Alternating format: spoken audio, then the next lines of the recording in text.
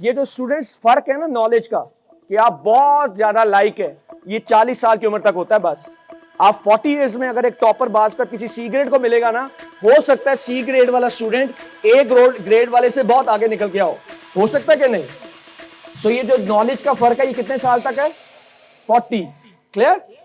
ये जो अल्लाह ने चेहरों का फर्क रखा है, किसी को बहुत खुश शक्ल बनाया है, किसी को एवरेज, ये फर्क सिर्फ 50 साल तक, सारे चेहरे एक जैसे हो जाते हैं। ये जो फर्क है ओहदों का, ये 60 इयर्स तक है। हर पर्सन जो आर्मी में हो या ब्यूरोक्रेट्स हो या ऑफिशियल हो, गवर्नमेंट ऑफिशियल हो, ये 60 साल के बाद ये ओहदे खत्म हो जाते होते, और 70 साल की उम्र में कब्रें भी बराबर हो जाती। तो स्टूडेंट्स किस चीज का मान करना है? एक मान करें कि मुझे 50-60 साल जिंदा नहीं रहना, मुझे सेंचुरीज के लिए सोचना है।